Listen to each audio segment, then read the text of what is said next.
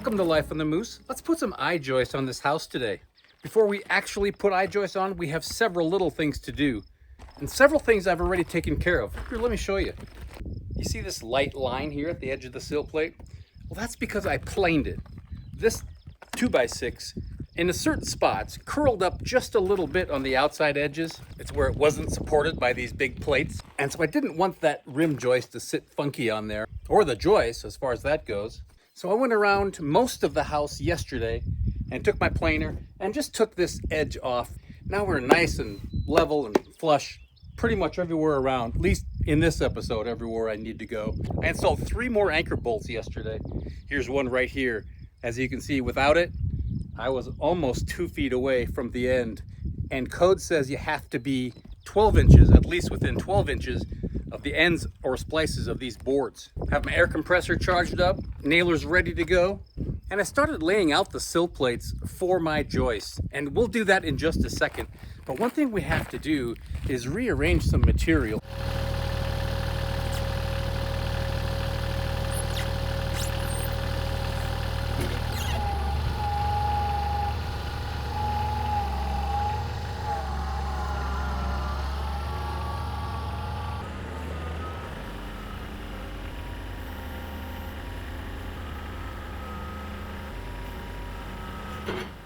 The first construction step in this process is putting on this rigid rim. This is a Roseburg product. It's an LVL, 9.5 inches. But before we put that on, I want to finish laying out where my joists go exactly. And before we do that, we need to know exactly what the width is of this top and bottom cord. 2 5/16. Okay, we're gonna start on this end of the house. That 2 5/16 is good to know. 2 5/16. Now I'm gonna call that 3/8, just for easy math. We don't have to get down to the 32nds of an inch at this point. So here's what it is. If you hook your tape over here, make a little line on the 16 mark, because we are gonna be laid out in 16-inch centers. And I did this first one.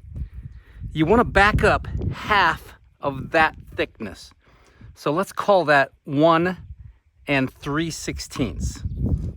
So if you back up 1 3/16, that takes you to this line right there.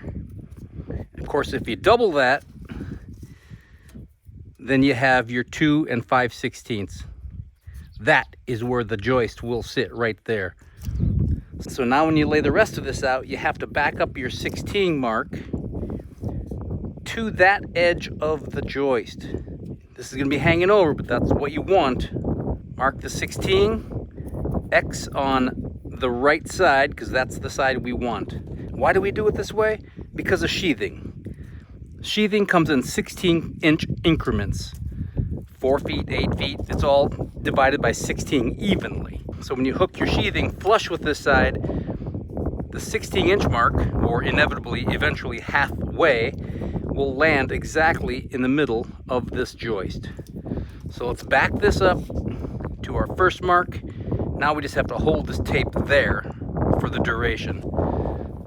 Marked my 32.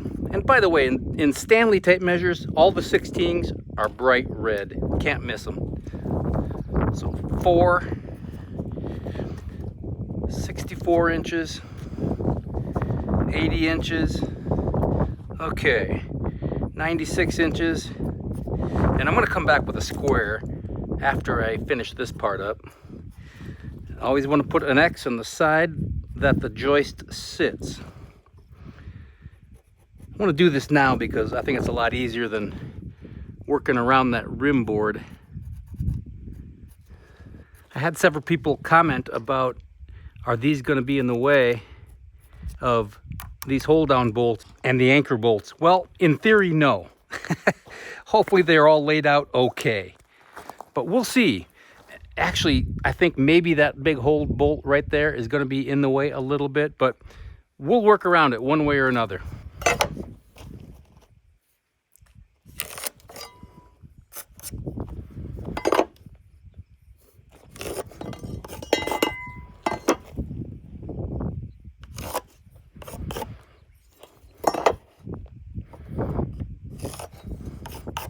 Okay, I just finished up on my layout. Here is where one issue might be. Not the end of the world, but the joist will sit right here. See this line right there? That is that edge of it. Of course, this is the other edge.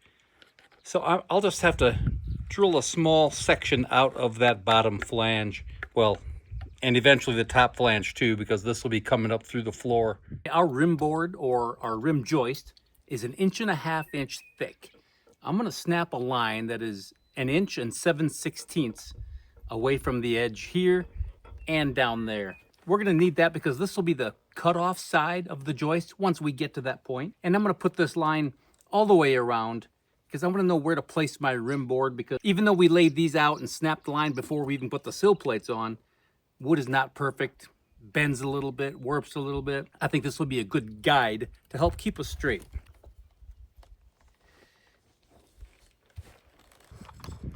Goodness, just filled up the chalk. Let's see if I can do this without getting 3 lines on there. Okay, I need to go on this side of that nail. Just gonna try to make this thing tight without breaking it.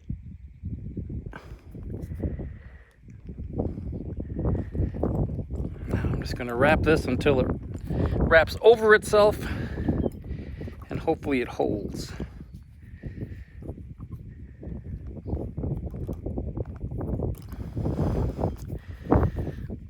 Okay, that looks good. I did put a mark right, oh, there it is right there. Okay, so we're not, that's a 1/16 of an inch off at the most. That's okay. This wall's not perfect. So that'll be sticking over the edge about a 1/16 there.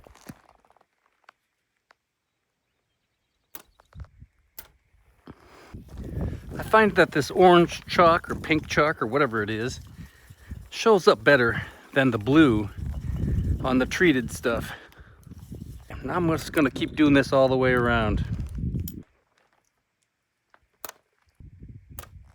I always feel like I'm fishing when I do this. Okay, let's put that rim board up, or at least some of it. Let's start on this corner right here, and then we'll work our way over and wrap that master over there. I don't anticipate getting much farther, like I said, than those shear walls in this episode. We have a lot going on over here with blocking and whatnot that we'll get to. So remember I told you the rim board is 9.5 inches. That's what our joists are. Technically, our joists are about a 1/16 of an inch less than that by design. And I'll show you why in just a bit. Let's make sure these ends are square and put them on the house. Oh, broke down about a 12-inch square. I'm gonna need this for cutting those I-joists especially. Okay, that looks good. This one not so much. This one looks good.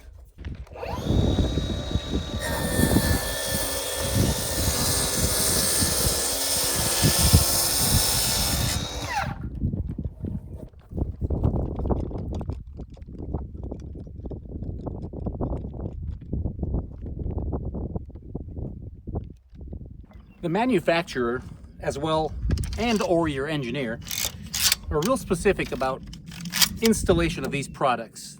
This ridge board, which is called rigid board, I think is what it's called, and the I-joist.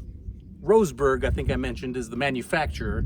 So I have to nail this every 6 inches along this rim joist. 8D nails, which is 2.5 inches. Galvanized because it's going to go into treated wood. Looks like I'm just going to miss those plates on this side, so that's good. To the line on this side. Probably going to tack it every couple of feet, and I'll come back and do it every 6 inches.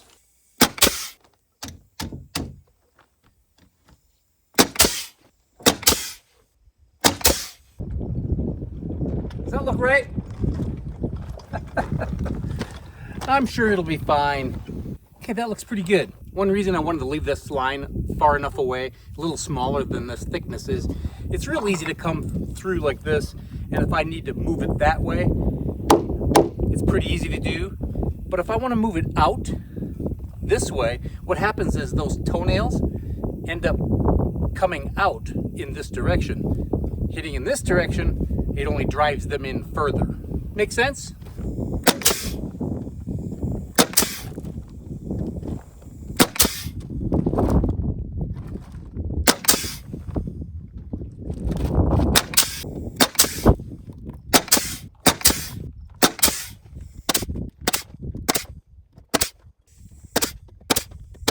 Okay, 190 and a quarter. That's what our next board is. Look at that. We're going vertical. We're almost done.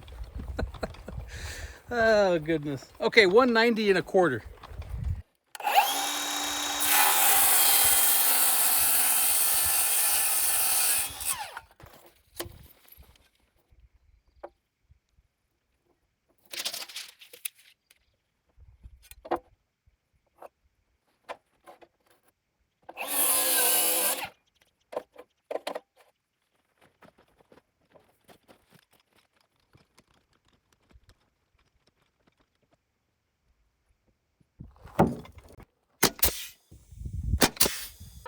You gotta turn this pressure up just a little bit.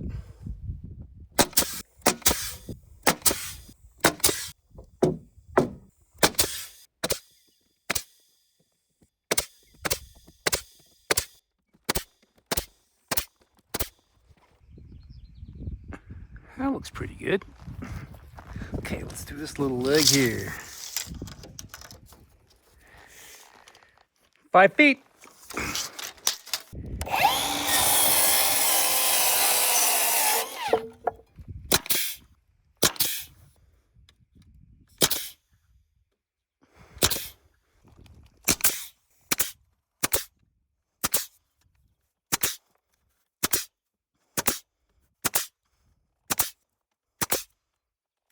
I have 2 plates that are going to be in the way. This plate and this plate right here.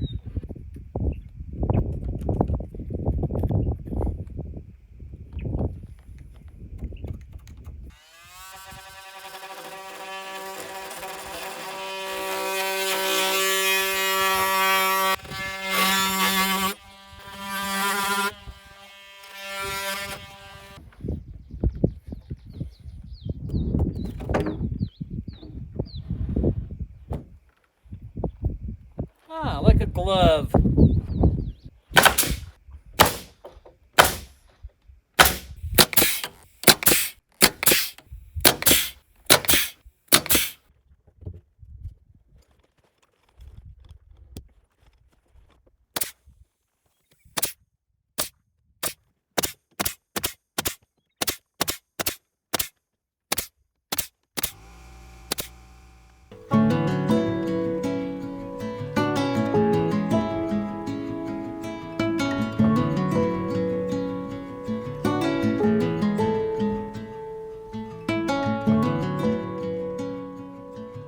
Okay, let's put a few I-joists in.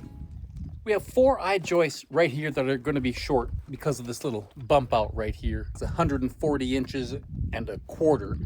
And then the rest of them, the length is going to go all the way to the other end. And luckily I have 24 footers, so I can just cut 2 of them in half and we'll be set for what we need right there. Sorry to bother you, Marty. We got some work to do. It's okay, Marty.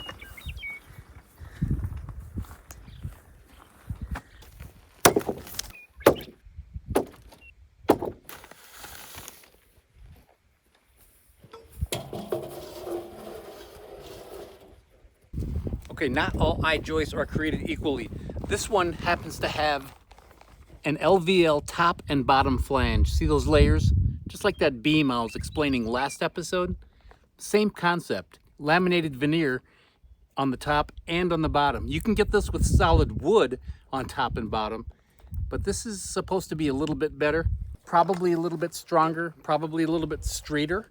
And in the middle, of course, is OSB. But when you combine this together in such a fashion, it's very strong up and down like this.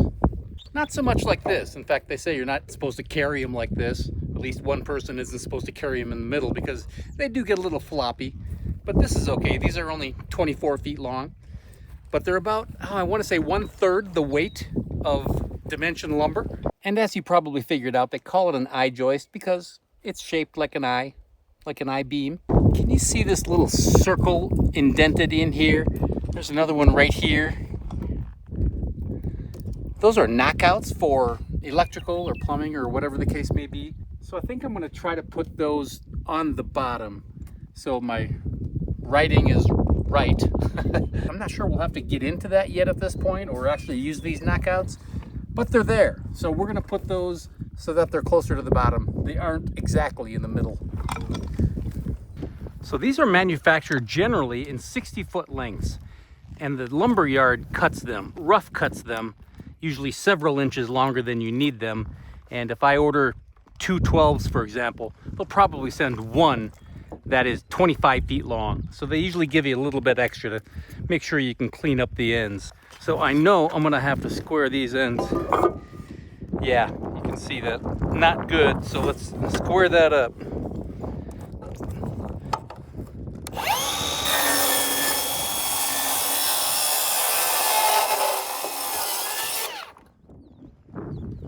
Oh, guess my blade wasn't quite set down all the way, because that should cut through. So let's try that again.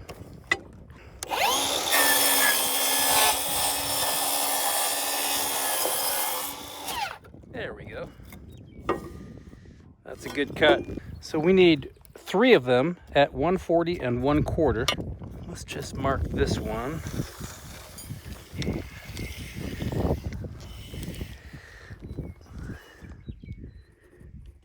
140 and 1/4.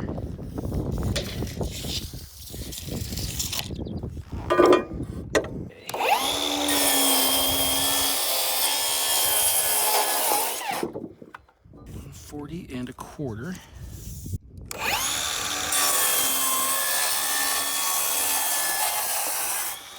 So these 2 are ready to go.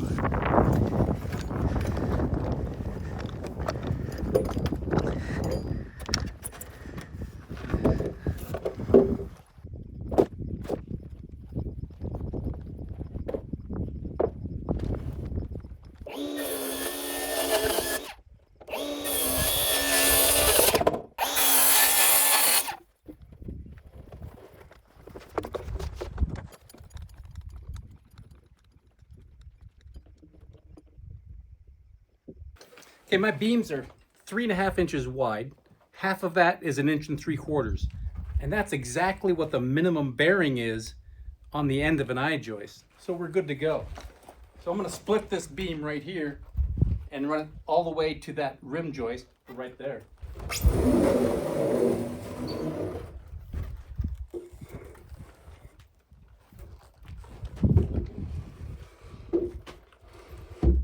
The manufacturer stipulates that 1 nail goes on each flange into the plate, and 1 nail goes through the rim joist into the top, and 1 nail goes through the rim joist into the bottom.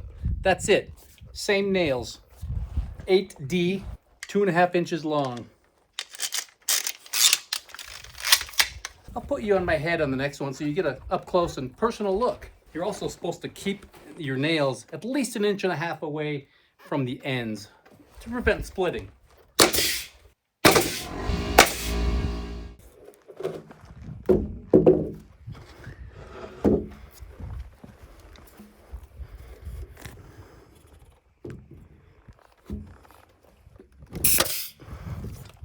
Remember I was telling you earlier that these were designed to be a little bit taller than these? Well, that's because the engineers want this weight transferred down into the concrete and not down through here. So by having this a little bit taller, that's where most of your weight is. And that's supposed to be like that. Kind of counterintuitive. We're so used to making everything level and flush, but not the case.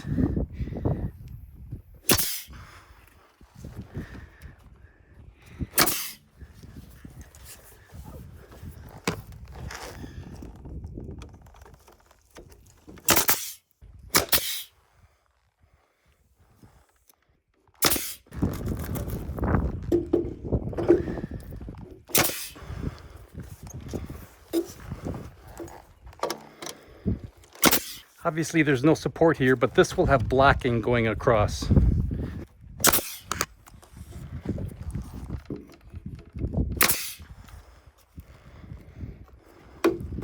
Just like that. And that's how it's done. So let's go ahead and cut 4 of them. Actually, let's just clean up the ends on 4 of them.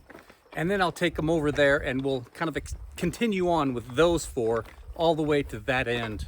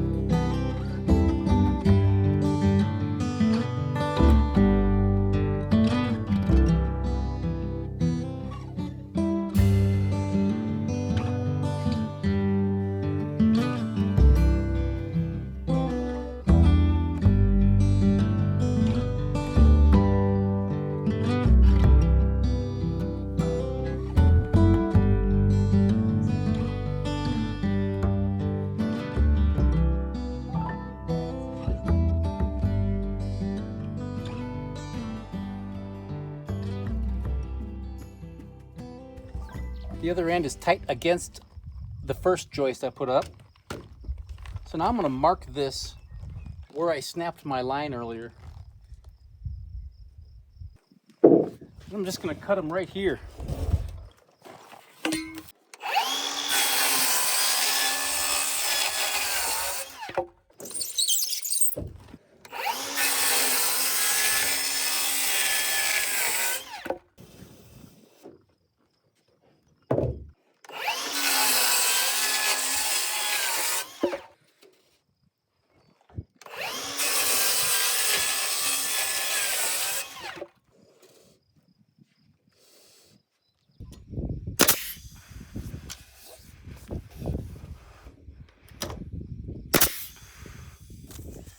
It still wants to split.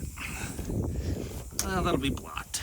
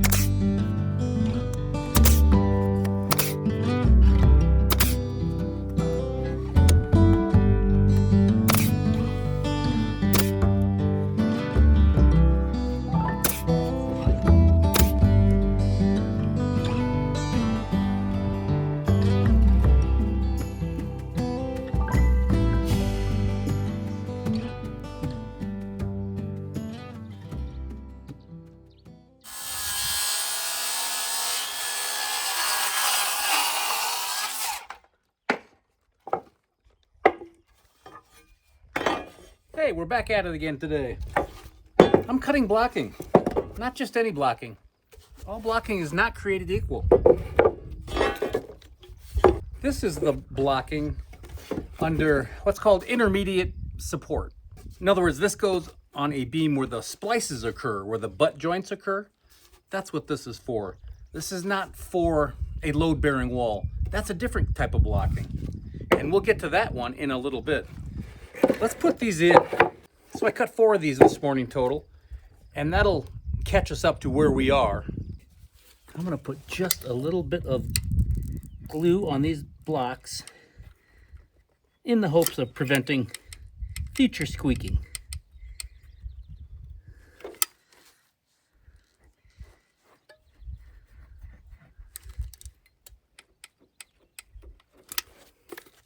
Why not? Now's the time to do it, right?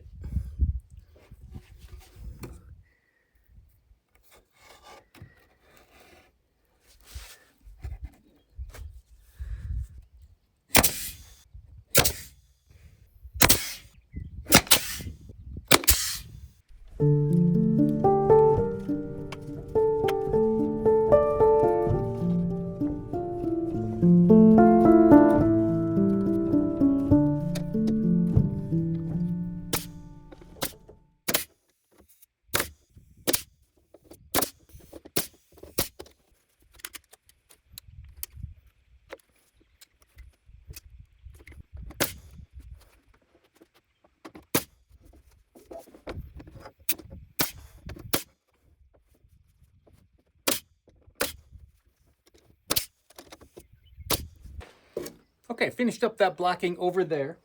This wall right here, different scenario. This is a load-bearing wall. This is this wall right here that runs the length of the house. That holds up ultimately both roof lines. This is like the main wall of the whole house, load-bearing wall.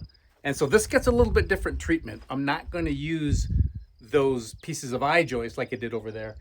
I'm actually going to use a different LVL called out by the engineer.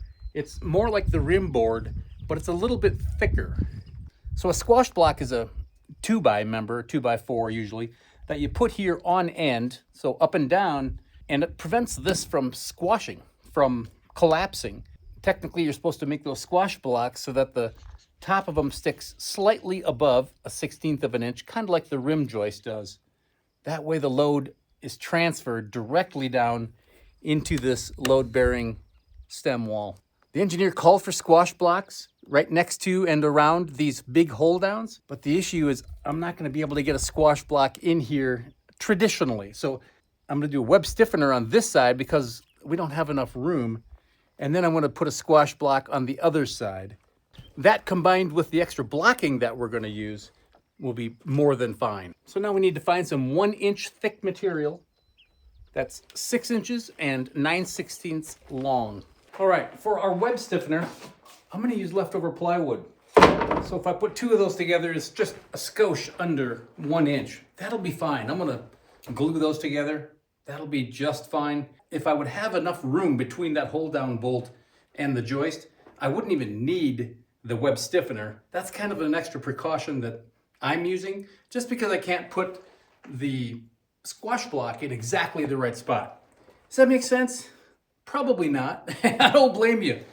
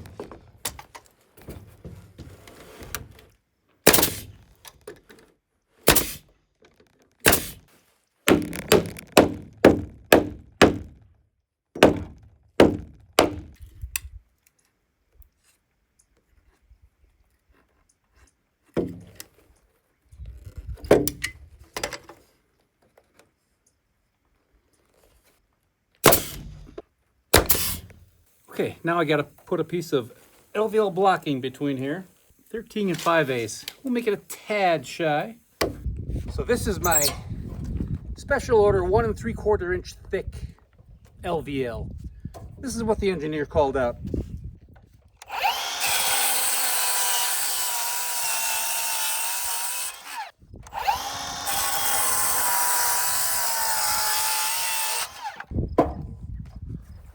Does that look like it'll hold up a roof? I think so.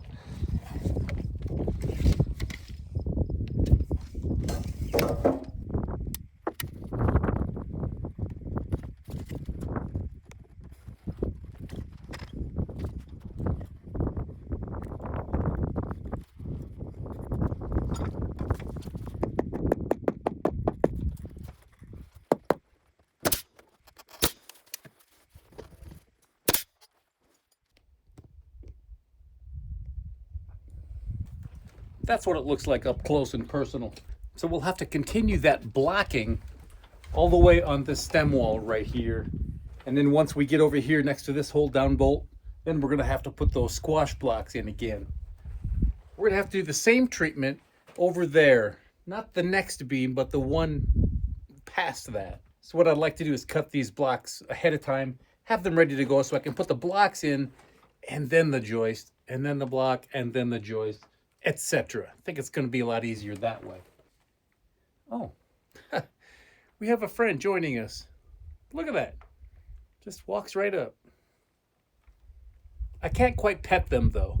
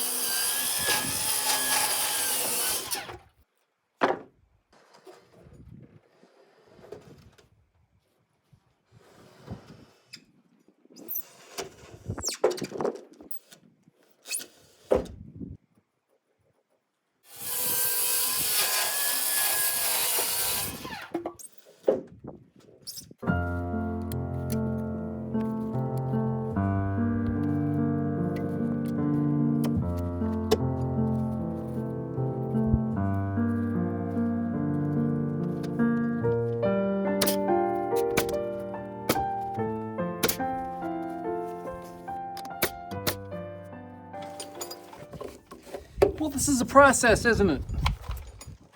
You can't exactly slam them up and nail them down. There's always something.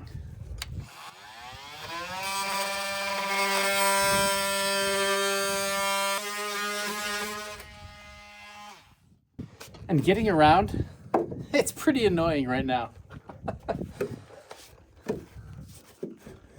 Wait, I'm not whining though, because I'm building a house and I'm happy about that. Oh, look at that. Right where it needs to be.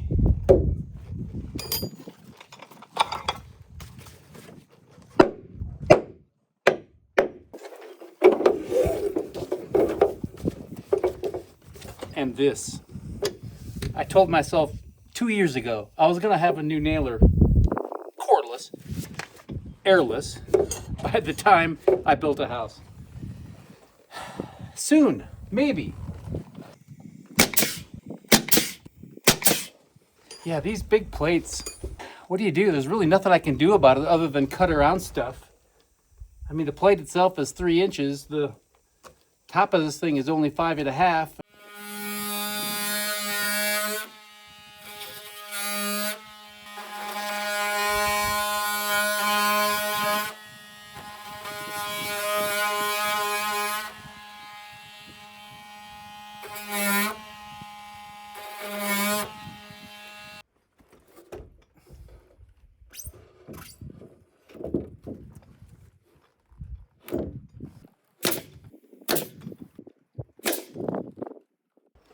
Okay, finished up that row I was working on right here the last time you saw me. Got this one set too. Do you notice anything different about this one as opposed to the others? This space right here is actually 1/4 of an inch wider than the other ones because I had to get around that 4x4 post right there, and it was in the way by about 1/4 of an inch. So I just made this gap wider. No harm, no foul. This is actually where my 8-foot mark is, so sheathing, and it's still okay because we have such a wide flange on top. So being off 1/4 of an inch isn't going to hurt anything. Just don't tell anybody. I have those 2 long ones set over there as well. It's going a lot quicker down there because I don't need any blocking over that far beam, because above that far beam it'll be open. That's a big open doorway in the primary bedroom or master bedroom or whatever you want to call it.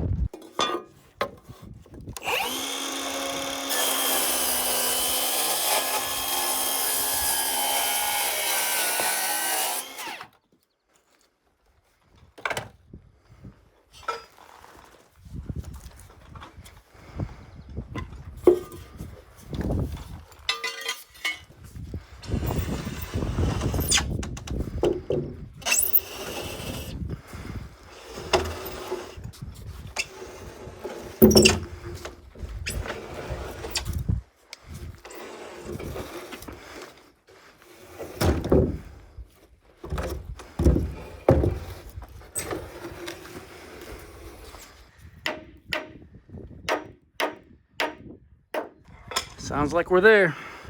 As you see, I snapped a line in the center of that beam.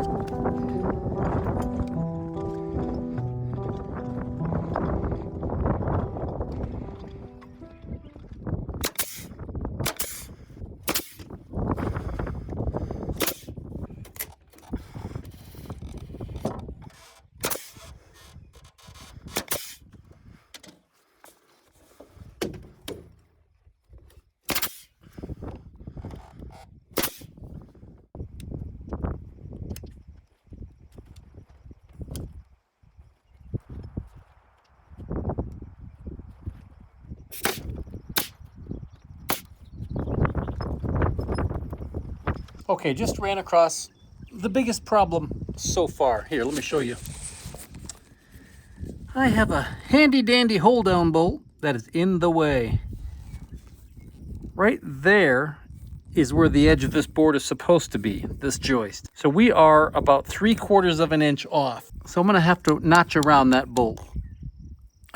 There's no getting around it. Well, so to speak. I don't like to do it. All the literature says don't do it, you can't do it. But I'm gonna reinforce it and it'll be just fine. In all seriousness. I can't imagine that anyone will have an issue with it because it is what it is, and I can't move this joist 3/4 of an inch. That only leaves me about 1/4 of an inch on one edge for sheathing. So what I'm going to do is put squash blocks on each side, stiffen it up that way, and then on this side I'm going to put web stiffener there and another squash block here. It's not going to go anywhere. It'll be fine.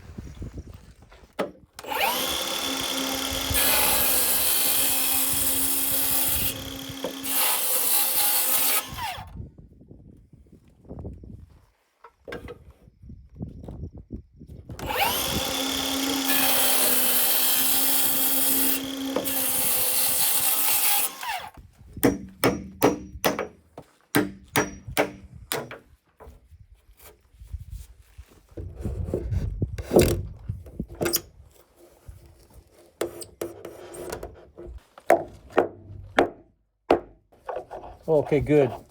Good. Okay, I'm just going to go ahead and leave this on here.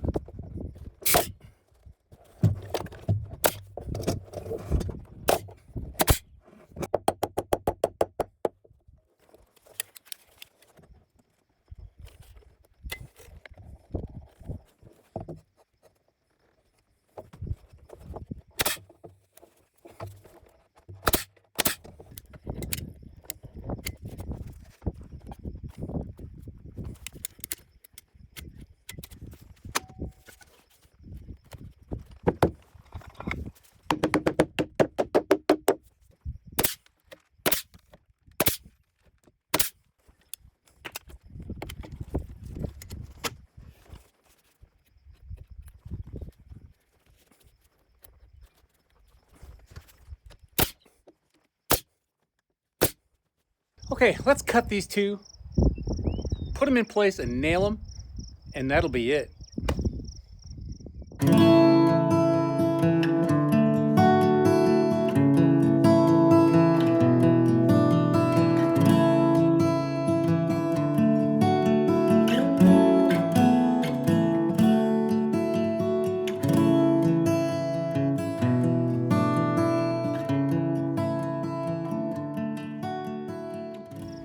Man, am I glad that's finished up.